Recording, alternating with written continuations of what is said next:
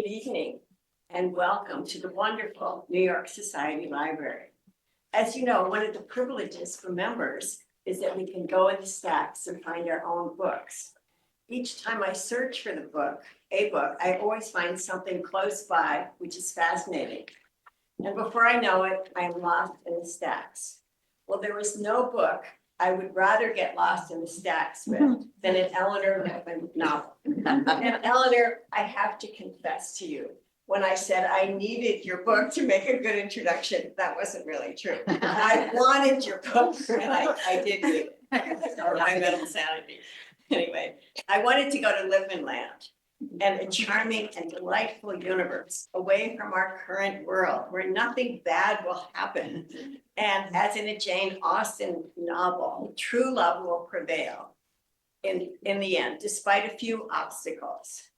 As Booklist cogently said in a recent review of Every Tom, Dick, and Harry, in this delightfully reassuring rom-com tradition of Nora Ephron, this perennially mood-lifting Lipman is equally revered for her lovable characters, spitfire wit, and happily ever after romantic escapades. I hadn't realized when we organized this event how deeply intertwined Stacy and Elinor are. Elinor is the godmother of Stacy's third child, and Stacy officiated at Elinor's son's wedding. And 35 years before Stacy became a member of the American Academy of Arts and Letters, she was Elinor Lipman's first editor.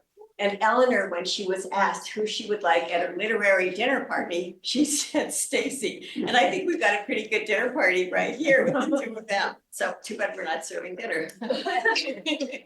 Elinor Lipman is the award-winning author of 16 books of fiction and nonfiction, including The Inn at Lake Divine, Isabel's Bed, On Turpentine Lane, Good Riddance, I Can't Complain, all too personal essays, Rachel to the Rescue, and most recently, Miss Demeanor. Her first novel, Then She Found Me, became a 2008 feature film directed by and starring Helen Hunt with Bette Midler, Colin Firth, and Matthew Broderick. She was the 2011 Elizabeth Drew Professor of Creative Writing at Smith College and winner of the New England Bookseller Award and the Patterson Fiction Prize. Her book reviews and essays have appeared in the Washington Post, Boston Globe, the New York Times. Stacy Schiff is the author of Vera, Mrs. Vladimir Nabokov, winner of Pulitzer Prize, Saint-Exupéry, a Pulitzer Prize finalist, A Great Improvisation, Franklin, France, and the Birth of America, Cleopatra, A Life, The Witches, Salem, 1692, and most recently, Revolutionary Samuel Adams. Schiff has received fellowships from the Guggenheim Foundation, the National Endowment for the Humanities, and the Center for Scholars and Writers at the New York Public Library. And now let us welcome. Thank you, Jeannette. And thank you to the library and the Corner Bookstore. Those of you who have read the incomparable Elinor Lipman know that you're in for a treat tonight. There is no tonic quite like an Elinor Lipman novel. And if you don't believe me, I too was going to quote the Booklist review just because spitfire wit was so on the money. This book, Every Tom, Dick, and Harry, is published today. As a matter of fact, I think we can say right now, this minute, it's published, right? Can we just make that happen? The people in Ellie's world are wittier than the rest of us, and they're more charming than the rest of us. And as Stephen Macaulay has pointed out, they are luckier in love than the rest of us. And that includes the minor characters as well. The delight lifts off the page for one very simple reason, and that's that in Ellie's presence, as you're about to see, the rest of us seem just a little more sparkling too. So, Madam Spitfire Wit, I want to start with the economy, with the leanness of your prose.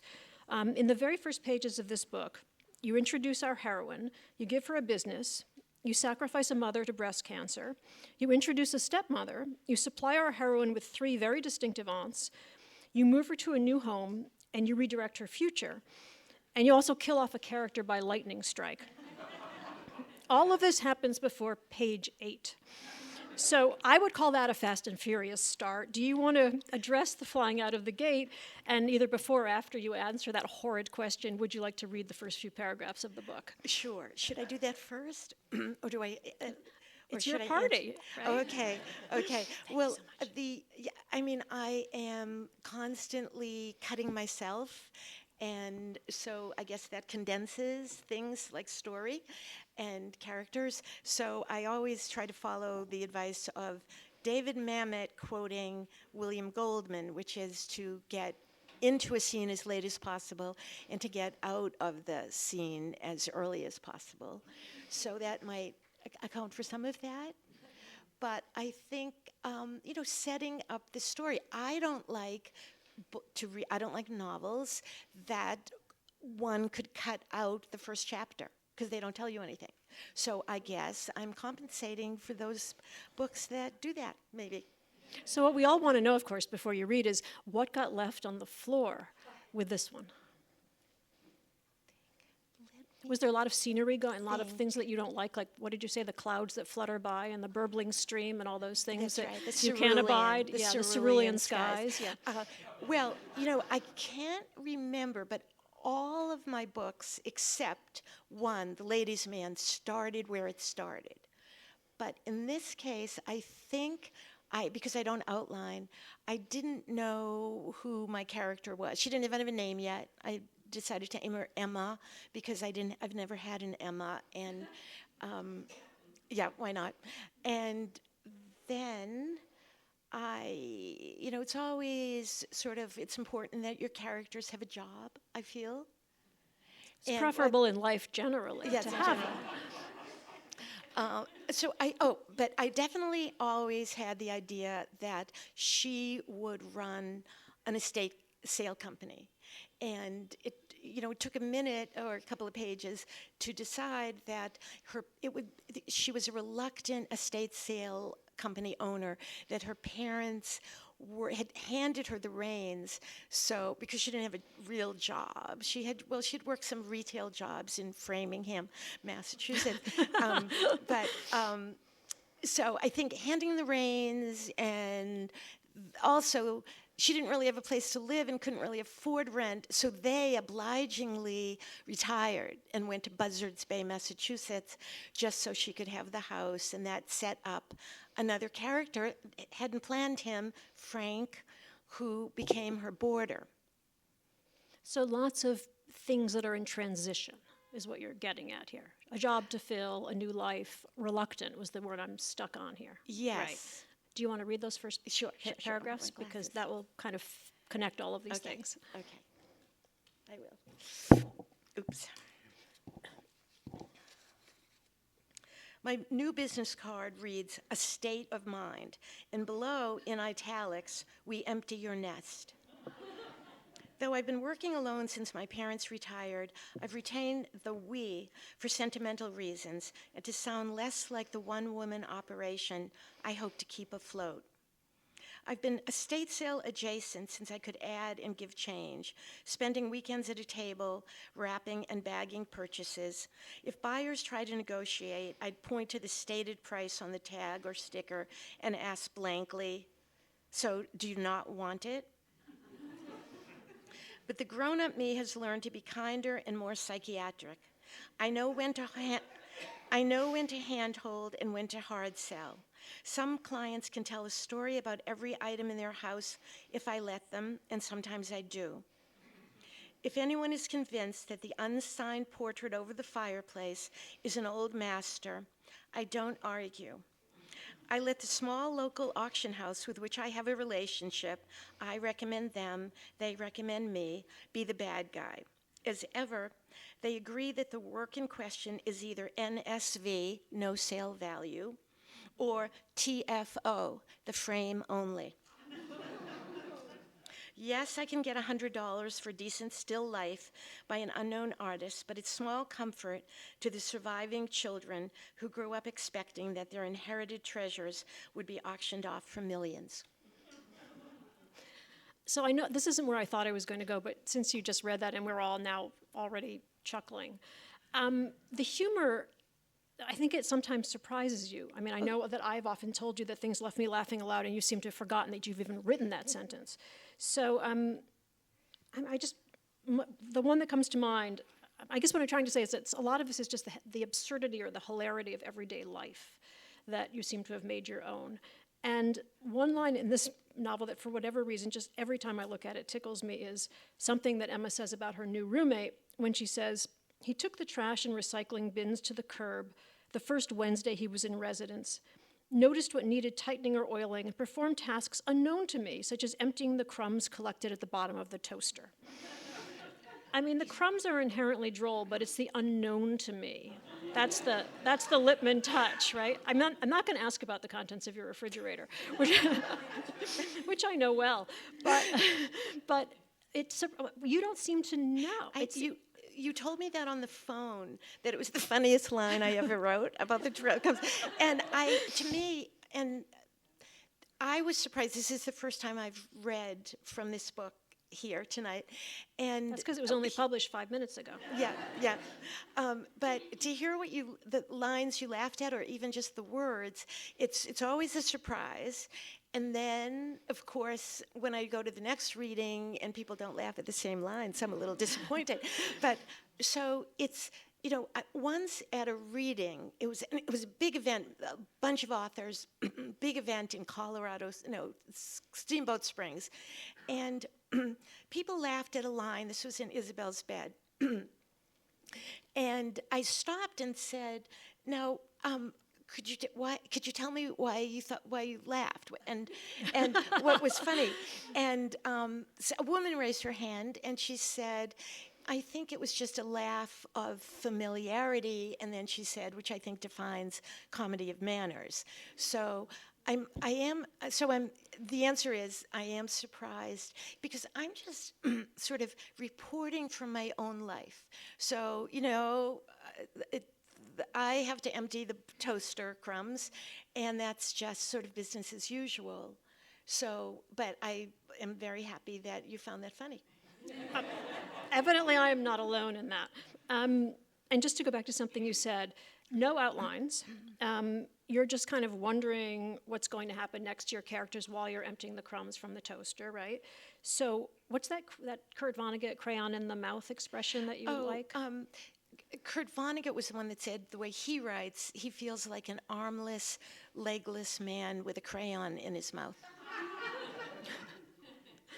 Meaning you have no idea where these characters are going to take you. Right. I think was it with Miss Demeanor where you said suddenly the words house arrest found themselves on the page, and the character said, "I'm under house arrest." Yes. And then this was during COVID, right? So we were all under house arrest, right? Yes. And you thought, well, that's a good idea for a book, kind of. And conveniently, it was at the last line of the first chapter. So, and I went back and changed that whole first chapter a lot, but I thought to myself, I didn't see that coming, and then I thought that could be fun, that could be interesting. So when you sat down, you had no idea this was going to be a novel about someone under house arrest. Right. Okay, I just want to make that clear. This doesn't happen for biography. It wouldn't be an Elinor Lipman evening if we didn't talk about dialogue. Yours can't be mistaken for anybody else's. But in addition to pitch and tone and cadence, it seems to me that it moves your plots along almost single-handedly. This is something of a rarity and a trademark. It's more the province of a screenplay or a play than of a novelist. Do you think in dialogue? I know that an editor once had to remind you to insert a stage direction amid your dialogue. Yes. Yeah, I know that because it was I. That was yes. That was yes. This has been quoted a few times. It was in the Times by the book this weekend. But Stacy was the one that wrote back in the day when it was a manuscript, and there was actually writing on the side of the margins. And Stacy wrote in the margin, "Could someone here please pass the potatoes?" So can we go back to the Lipman dialogue? The Lipman dialogue. Nice way to elude the question there. Dialogue is the thing, just to have my characters talking, that comes the easiest to me. I have to remind myself, and you do this, because I send Stacy every chapter as I write it, or as I polish it, and then I send it, and she will say, "What's she wearing?" And so I try to do that before Stacy has to ask. So I have to push myself to do that. And my characters just tend to not just dialogue, and it's not they're not having dialogue because they're on a walk. They're having dialogue because they're sitting at a table eating. So I have to, get them out of the house too. Does this mean that you're like listening with extra attention to the people at the next table in the restaurant at all times? Guilty. Okay. Guilty. I wasn't acting on inside information, it just occurred to me. Yes. Speaking of editors, I think your editor is here tonight. She is. Congratulations. Millicent. And I you. also think that she added to what you thought was a finished book, which is this horrible thing editors have a habit of doing, in which the romance seemed a little bit too smooth, and so she felt she had to introduce some hurdles and some water pits for your characters to tumble into. So do you want to talk a little bit about that and about how you retrofitted those additions? Actually, I agreed when I sent it in, even though I think it's, polished as it can be. I knew that I had made it too easy for the romance in the book, because there's, it's all like Shakespeare comedies. It, often ends with a wedding. You might know that. So I wasn't surprised when Millicent from Harper, Millicent Bennett, said that came too easily. So she didn't make a suggestion, but I had the idea that Emma, my narrator, and Luke, the local chief of police, they wouldn't, they would just be sort of at arm's length. So I made up they had gone to high school together, and now they're 32. So I made up a high school reunion committee that they were both recruited for. So that was new, and then I peppered it throughout. And then, of course, I added characters because the committee had to have a few people on it. So, the Lipman heroine is single, fresh to the point of feisty, a natural matchmaker, a little bit subversive, but only ever very decorously so. She's the kind of young adult who fakes a pizza delivery so she can get her parents off the phone. And actually, I'd argue that she has grown feistier over time. Are you aware of a sort of sorority of your heroines? well, does that make me a student of my own work? If I have to, think about that? No. Maybe you have some memory of having written 17 books. Let's see. I'm always afraid that the character is a little too, c'est moi. Maybe I'm that person. She talks like me. She thinks like me. She makes observations. So, I don't think I'm so aware that they're feistier. But I believe you. We'll talk later. Yeah, okay. This heroine guides her new housemate, he of the breadcrumbs, around an Indian menu, and she helps him to order what you call beginner Indian food. Yes. And food generally plays a very big role in your work. It always has. It's almost a language of its own. A cheese and pickle sandwich can convey meaning, as did a delightful pink soup that I can remember from decades ago. So is that somewhat reflective, and can we also talk about your condiment-deprived childhood while we're on the subject of food? Sure. Yeah, well, if your characters are always at the table, then most likely you set that table and put food on it. But I cook a lot and bake, and so that comes very naturally. And also I wrote an essay for Gourmet magazine a million years ago about food helps characterize people. Because, if you've got this guy and he orders just, franks and beans at the diner, that says something about him, as opposed to, ramps and scallops, and I'm trying to think of some other, yeah. So like the cheese and pickle sandwich, just what's your immediate reaction? What character is the cheese and pickle sandwich signaling? Well, no, this is funny. My wonderful narrator of several of my books, Piper, is here, and when she was reading it before anyone else, because she was practicing, or whatever you'd call it, she texted me and said, "I can't believe it. It's like pickles. How did you do that?" It's her favorite sandwich. So I would just say, those people are out there, and I myself like pickles on a lot of sandwiches. But I was raised by a mother who had a condiment phobia. You don't think you're going to be able to stop right there, do you? How do we translate condiment phobia, and how have you overcompensated for having grown up with a mother who had a condiment phobia? To some degree, yes, but I'm still not a ketchup girl. French fries, just, salt. So, but was raised in a house where my father wasn't like this, but my mother, we couldn't have mayonnaise, only the granular mustard that you make yourself, because that was pure, but no relish. No, she used to, until my older sister, put her foot down. My mother sent us to school with tuna fish sandwiches that were just mixed with plain white vinegar. How to be sure your daughter will grow up to be a novelist. And that was before, that was like brown paper bags, so it would leak before you got to the cafeteria. Yep. Since we're at the high school cafeteria, let me ask you this. We both of us grew up in old, formerly industrial, somewhat down on their heels, rusty, small New England towns. As far as I know, there was not a thriving brothel down the street where I grew up, in a residential neighborhood in a single high school New England town. Yes. So without spoiling anything about this novel, can you talk somewhat about how that scenario asserted itself? But I would like to say that Lowell, Massachusetts was not a small town. Sure. Not like what, Adams? Okay. Just shame me. Okay. I just got to say that. Yes, that's it.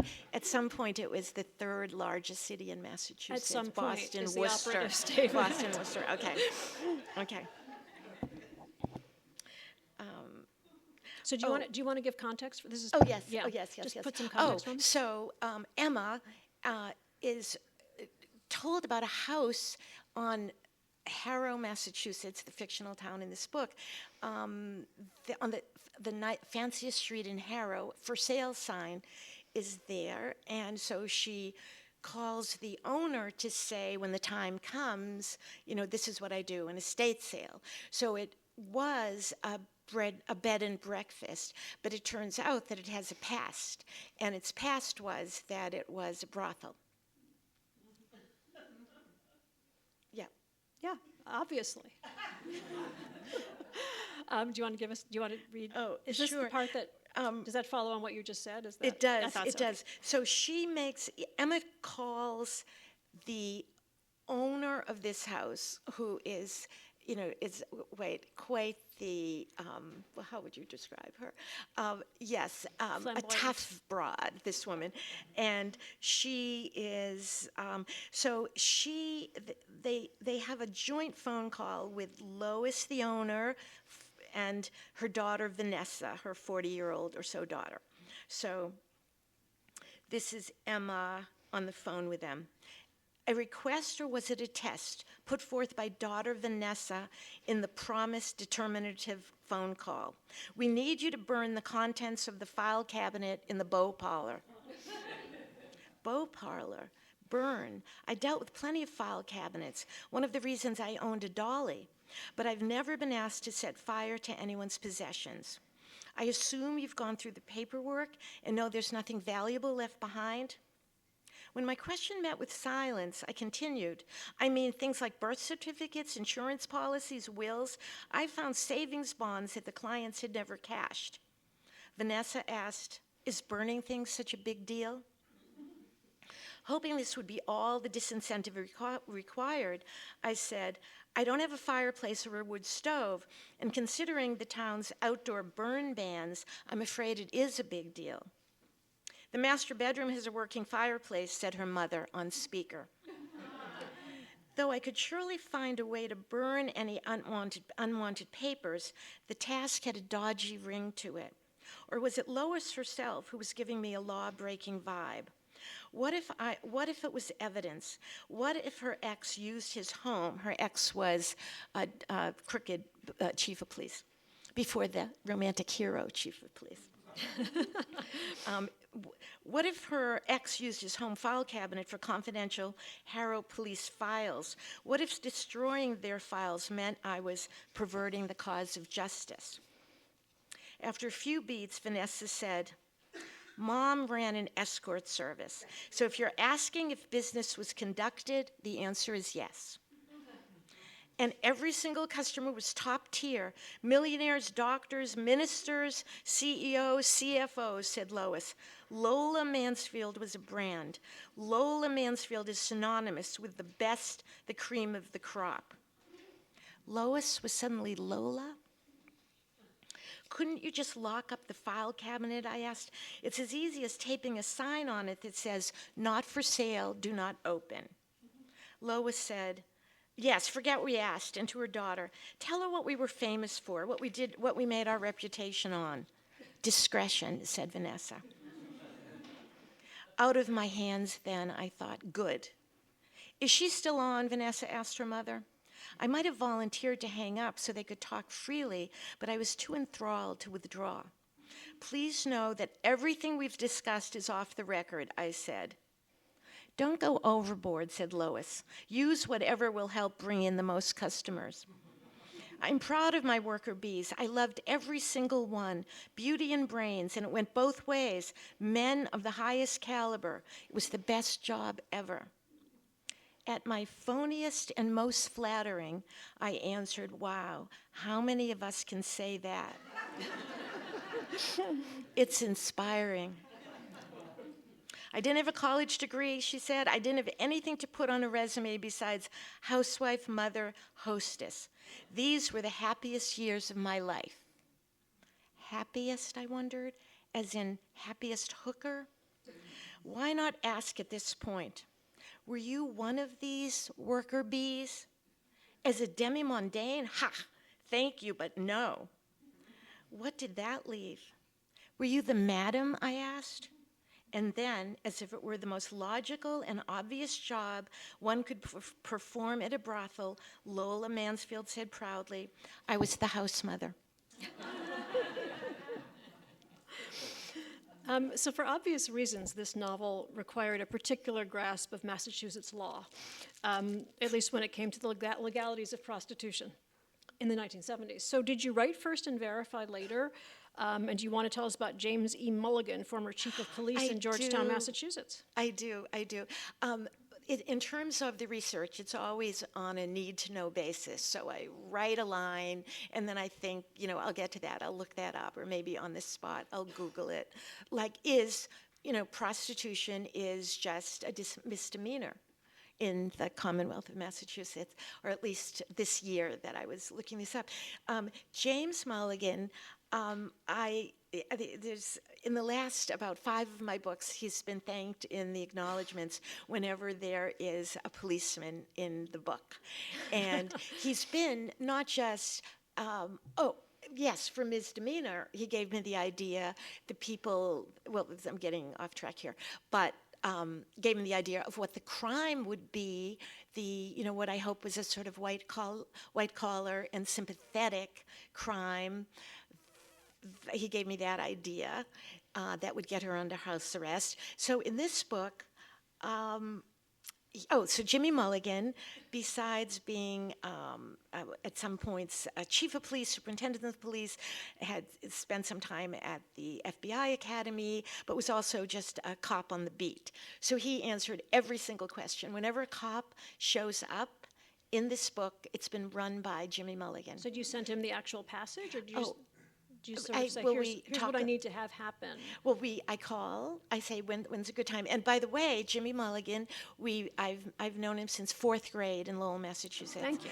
And he and his identical twin brother, Billy, we went to junior high together and high school. And what else? Still, he's in New Hampshire now. And just the loveliest person. Here's something I've never asked you, and it only occurs to me as you're talking. Why have Eastern Europeans started turning up in your novels?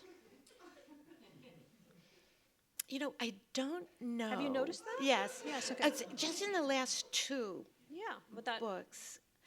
Different nationalities, they were Poles in the last book. Is there a Jimmy Mulligan for Eastern European accents? Because you do have a character in this novel who speaks with a particularly funny inflection. Yes, that actually, I think it's probably borrowed. I borrowed from like the Yiddish maybe and threw that into this person's Slovakian accent maybe. Is there a book that you feel, of your books, didn't get the love it deserved?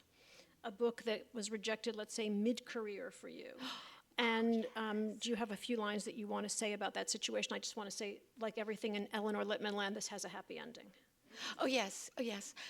It was a book, another book before Ms. Demeanor. It's called Rachel to the Rescue, and it is this like Donald Trump on almost every page. So, editors would feel at this point in time, it was right before the 2020 election, that by the time this book came out, if it ever came out, it would perhaps the country would be suffering from Trump fatigue. And so on my own, I sent it to England to my British editor, and in late September of, when was the election? Late September of 2020, he wrote me back in about a week and said he'd bring it out. The ebook would come out on October 16th, which was 2 weeks later, and it would be published in an ebook? No, ebook, yes, ebook in 2 weeks, and the published book in American Election Day. Yes, but it came around because it got a nice response. People here were commenting on it, and so my editor came through. And we were then at Houghton Mifflin, and Houghton Mifflin became Harper's. So luckily, we survived that purchase by Harper, and here we are. So yes, so that got published. So there's always go ahead. Oh. So, yes, but I think, who knows why that book might have its day. That's what I like to think. If you know what I mean. Because we're on the subject of happy endings, there's a sort of pact with the reader. It's like the pact we have when we watch a screwball comedy, that an Elinor Lipman novel will land us in happy territory. Mm-hmm. Have you ever been tempted to just upset the apple cart? Never. Okay, that was easy. Glad I got that over with. No, because my feeling about it is that I could be wrong. There could be readers, probably lots of them, that are way cooler than I am, who just want, at the end to have the characters just staring into the abyss. And, what happened here? The cerulean sky. They're cool. Yeah. They're too cool for a happy ending. But, my feeling is that natural storytelling, when people sitting around the campfire in the caves and someone said, and then I just left the cave, and I didn't get the name a big animal, mammoth, something. And the other people around the campfire would say, what kind of story is that? So, I like to tie up. I like to tie up those no loose ends. Yeah. I'm going to ask you this question because if I don't, someone else will. I was astonished on opening Every Tom, Dick, and Harry to notice that in addition to being one of the most generous citizens of the literary world, and raising a family, and answering your fan mail, and monitoring the political news, and sometimes reducing it to poetry, while also regularly talking me down from the ledge, you have found the time to write 17 books. So do you want to talk for a few minutes about your writing habits? Sure.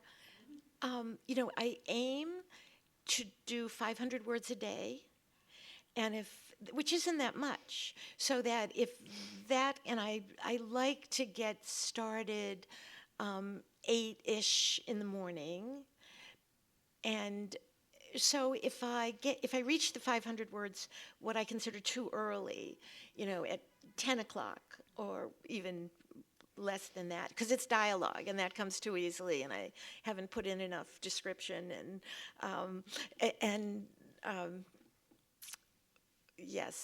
narrative summary, then I do more. And then when I get to 750, I think, well, keep going, because you could do 1,000 today. But that's it. And when I hear about people... So what time is it then? Like 10:15? Well, I probably stop no matter what at 1 for lunch. And I only go back and write in the afternoon which happens often, especially on weekends, where I just finished, I haven't written a short story in years and years, but I was asked to contribute to this book that's coming out in November, and it's called, it is called Ladies in Waiting, and it's about, I got to pick any minor Jane Austen character that I wanted and to write a story. So I picked Miss Bates from Emma, and so I've been working that. It's due March 1st, and I couldn't stop writing it. I mean, not couldn't stop writing it, I couldn't stop, putchking with it, and sent it in, like last week. So over the weekend, just all kinds of, so I can write a lot obsessively, but when I'm starting a novel and I don't know what's next, and it's just like, ugh, what happens tomorrow? Now what's happened? That doesn't come so quickly. I have one last question, and then I think we'll turn things over, to the audience, so have your questions ready. I find that I'm always in for a terrible shock when I turn the last page of an Elinor Lipman novel, and I know other people feel the same way, where how is it possible to go on without these characters? And I feel that way about relatively few writers. I mean, Jane Garda, maybe Charles Portis. There are relatively few writers where I'm just desperate to spend more time with these characters. So is there a letting go on your part? Do you too mourn these characters? And this is something of a leading question because I do know what Ellie's working on next. With certain novels, I think with Isabel's Bed, where it was just a few characters on a house on top of a dune in Truro, Massachusetts, and I felt that, I was sort of isolated with them. And then I remember being on the phone with a friend, and I was saying, my editor, I think that was you, was on your honeymoon. Who knows where you were? Sorry about that. I don't know what I was complaining, and she said, you sound a little bratty. So I said, and then she said, she asked if I missed my characters, and I thought maybe that's it. Maybe that's it. And it could have been too. Maybe not so much missing the characters, but maybe I was jobless for those until I started the next one. Do you want to mention what you might be on now while I we could, wait for the first sure. question?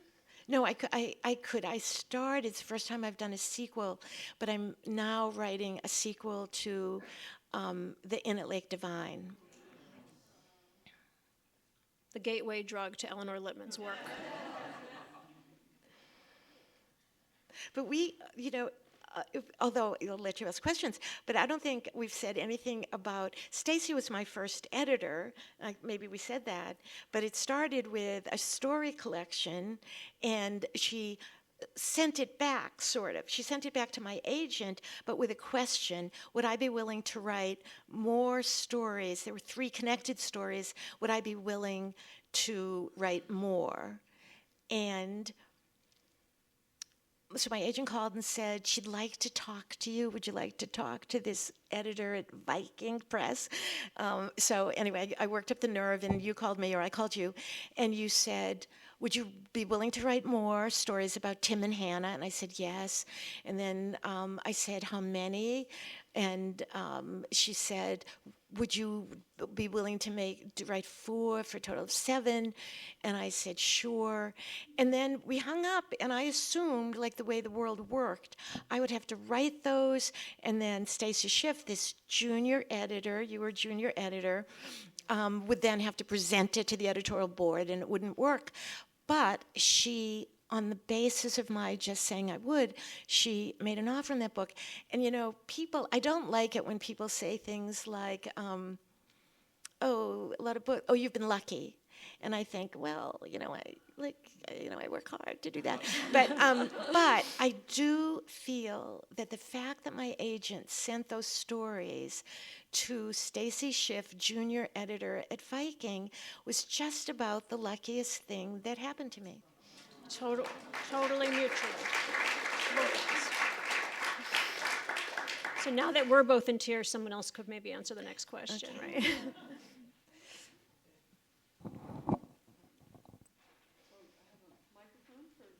Oh, Margaret Sullivan? Thank you. Well, I'm very curious about Miss Bates because I feel like she's one of the saddest characters in all of Jane Austen. And so I'm wondering if, as Stacy says, there's always a happy ending. Can there be a happy ending for Miss Bates? Of course. Of course. And I can tell you, it has a title, and the title came before I wrote it. And the title of the story is Miss Bates Bobs Her Hair. And I'll just say this because it's only a story in an anthology. But you remember Mr. Woodhouse, Emma's father, was often had her over to sit with him at the card table, and he was a widower. So it's a Lipman story. What else can I say? That's a fun couple.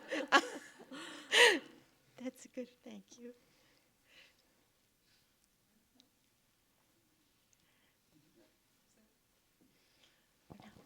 Maybe not. We can ask some more. So I know one of the books was influenced this way, but I'm just curious. How often do you have to resist current events weaving their way into your books? I resist that. And, when you think about Jane Austen and you think maybe at the edges of her book, the soldiers, maybe it was Waterloo, but the event, the war isn't mentioned, and I think that's a good thing to do. And I think that, you should write for the ages and not, when I once reviewed a book for the New York Times, and I did not like the fact that the author kept bringing in, just making references. He looked like Gregory Peck. He looked like, this, and I'm thinking, you don't do that. So I try to keep current events. I'm pretty sure I keep current events, except of course for Donald Trump, and all of the Trumps were pretty much on every page. So, yeah. Yes. Forgive me, but as a former blurb slut, how do you feel about Sean Manning's getting rid of all back cover blurbs for the Simon & Schuster imprint? I think, I think it's kind of great. I think it saves me. People ask me, and they ask everybody, all writers get asked, and it gets, and there's this whole new categories of blurbing, which is a book that has not yet been published, but they're thinking that a blurb by you that accompanies the manuscript will help. And so I've made rules about like what should be published, and then I'd rather not do self-published. I've been talking to those. So I would say it would be a welcome change, but I don't know how universal that will be. What do you think? I have a really tall stack of requests for blurbs. So not everyone's read that announcement. I don't know, I feel like there's still going to be, unfortunately, quite a call for them, but you're right that it now tends to be manuscripts before they've even gone to publishers as much as it is books that are about to come out. And often it's books before they're put in galley form so that the galley can bear the blurb. So we seem to have like with everything else, we seem to have kind of backed up quite a bit. Well, as an agent in my pitch letters, I often have to include a list of people who are potential blurbers. Yes. Yeah, which is ab ovo. So, I think the question has always been whether readers care about them. Oh, that's a good, yes. Do they sway them to buy the book? If it's an Elinor Lipman blurb, yes, valuable. so, Well, we should ask readers whether they are. What do you think? Well, now I think we should get rid of the blurbs because now that I know more, it's everyone's friends. Oh, yes and no. which is that every blurber's name should be followed by a little like subscript number, and that was the number of times he or she had blurbed, so that you knew whether or not to take his word for it. So 1,702 is not going to be, that wasn't like Hilary Mantel blurb something. That was just like, yeah. Yeah. You mentioned in your Times by the book that you were reading more memoir, more nonfiction, more memoir and biography as well. Yes.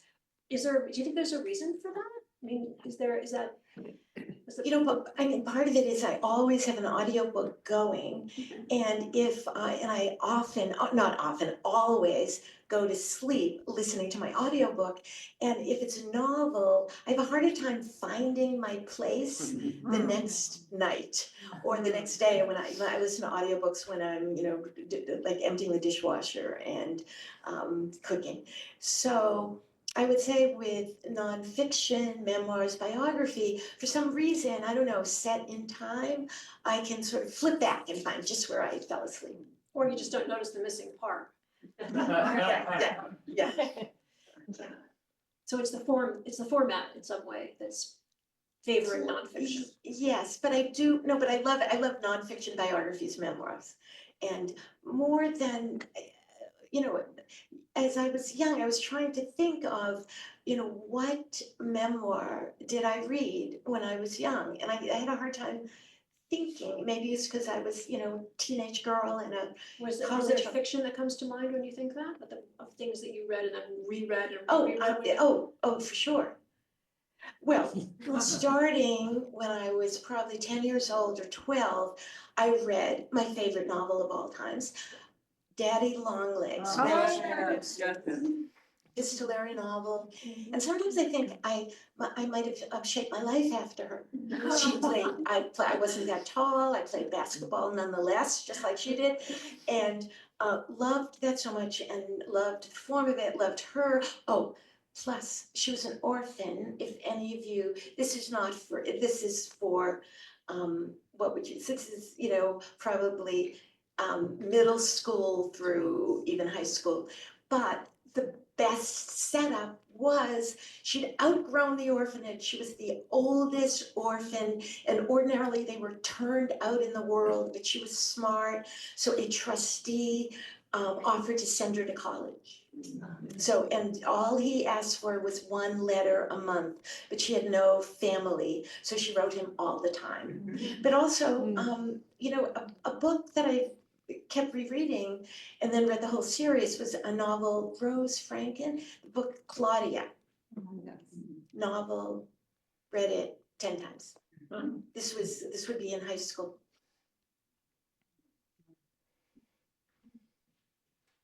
Yeah. And also another book I read probably 5 times was Alive, about the plane crash. I read the Cannibals, yes, about 100 times. Yeah, a happy ending. I remember that, I just remember the Cannibals. Yeah. They had to, yeah. Hello. Oh, hello. Question about your process. You mentioned that you don't outline, and I was wondering how much do you have multiple potential novels in your head? Do you have false starts? Oh, no. Do you just do you know what the next one's gonna be No. before you're finishing the next story? No. What's going on in your head through this process? The answer is no, never. I start with a sentence and not a plot, and maybe if I'm lucky, a character. But when someone tells me that they have so many ideas in their head for so many novels, and it's just a matter of writing them, I think, no, they'll probably be bad. They'll probably be bad novels. I don't believe you. But no, I don't. And with deciding to do the sequel to The Inn at Lake Divine, I was just walking down the street, 57th Street as it turned out. And Which block, because we all need to walk down that. It was actually between 7th and Broadway. I might have been in front of Nordstrom and something. And I just thought, I might want to do that. I might want to revisit those characters. So, but thank you, Hannah. But I don't even have to write little notes to myself about the next idea I have. I do that when I'm writing, and just when I'm driving, I will sometimes think of something I could do next. My character in the next chapter might do such and such. So I will take that kind of note, but that's about it. So, thank you. Yes. I have a similar question, sort of follow up. because I'm fascinated by not outlining, 'cause I have to outline everything. When you're writing, do you ever find that you are, you're halfway through and it's like, oh wait, this isn't working, and then you have to stop and go back and rewrite or change the direction, like? Yes. How often do you just? Yes, yes. With the book that turned out to be Isabel's Bed, I threw out about 165 pages. Oh, maybe fewer than that, but it was many, many chapters, and it just stopped. And I knew I couldn't move that forward. And so I started that one over. And similarly with The View from Penthouse B, because I was writing about some two sisters who lived together. The older sister had been Madoffed and had lost her money. So the other sister moved in and she was widowed. And, my late husband was sick, and I thought, well, she's a widow, I'm not a widow. And then my husband died, so I threw away whatever I had and started over with a new point of view. So I've done that. But in the general course of events, I'll start a new novel. No, I'll start a new chapter. And then I feel I'll experiment and maybe write a few pages and say, no, I'm backing this up and throwing this away. Because I think I'm a harsh, good self-editor. And then I send it to Stacy when I think it's polished, as much as I can.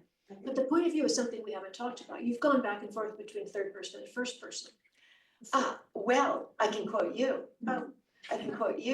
My first novel.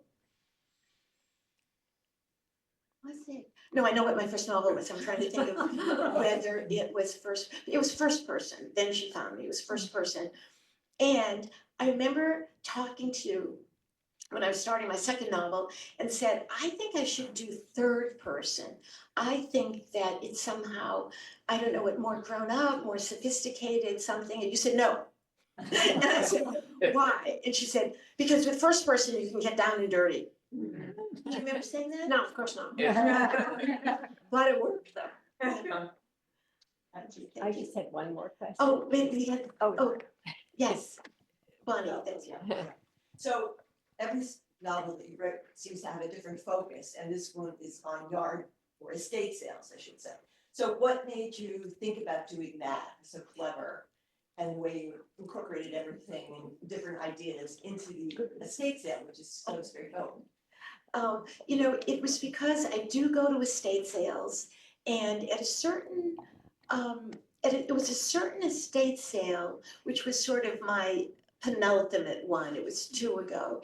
And I got quite a few things, and they were not big things, but it was a plate I really loved that I use a lot, and a mug that was for the Forward, the Yiddish newspaper. And this was up in like the Hudson Valley, where, this isn't like finding the Forward mug on the Upper West Side of New York. This is, so, and a few other things.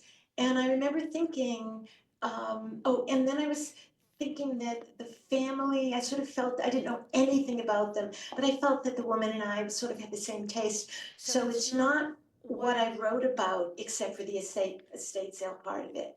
I wasn't imagining the family. At some point, I think I thought of that, whether there would be a connection with the family, and yes, there is a connection with this family, but it was just going to estate sales and thinking, this could be good material.